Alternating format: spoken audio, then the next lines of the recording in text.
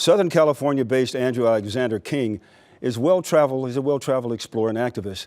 And his latest adventure has him traveling to become the first African-American to climb the highest mountain and volcano peak in each of the 7 continents. But more important than that, he's seeking to encourage diversity in the outdoors while sharing stories of struggle along the way. Here's our Christian Smith now with more. Hometown Hero, sponsored by Rotolo Chevrolet. Tell me about your relationship with the outdoors. My relationship with the outdoors is one that's beautiful. It's happy, it's fun, it's a place where I go to find peace. I think it's a place where I meditate, it's a place where I find creativity.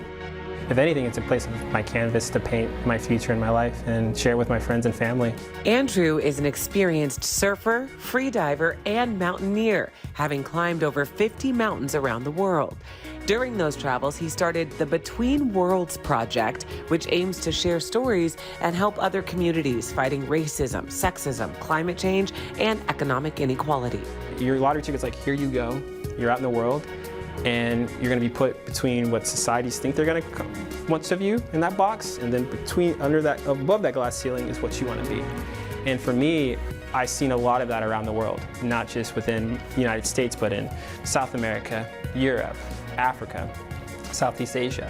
And so I'm taking my ice axe, and as I climb, breaking in through that glass ceiling and taking others with me that want to speak out against these issues. And then you decided to make history. Sure, yeah. What are you setting out to do? So the first African American to climb the highest volcano and mountain on each continent. And honestly, just to be very frank and to let everyone know out there, it's not about being the first. It's making sure that I'm not the last. Just because my lottery ticket of life pushed me out to be an African American, which I'm proud to be an African American and be born in a developed nation, I can do more. And I can be more just besides a color. And I can add my own value by doing this and showing people that though you're not represented right now, doesn't mean you can't break through that glass ceiling and be seen and have that oxygen and pull others up with you. So each mountain I'm climbing, there's other training mountains under that, and there's nonprofits I work with within each country to speak out against or help them speak out against racism, sexism, and inequality, depending on what they're doing. We've talked about the why, but now I want to talk about the how. I mean, the physical rigors of what you're doing. Yeah.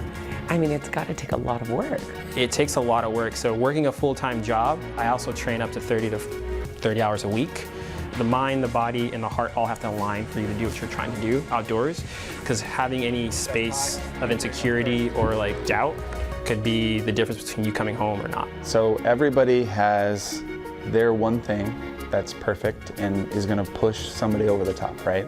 It's strength training, it is meditation, it is running, it is altitude training, whatever it is, right? Everybody's hell-bent on that one thing.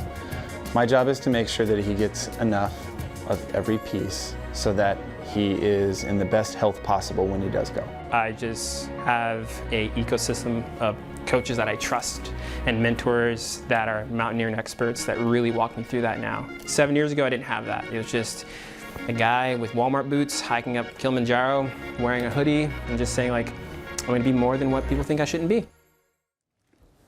Take your hat off to him. Wow. You talk about a trailblazer, talk about a role model, talk about a leader in the community and in the future. There he is right there.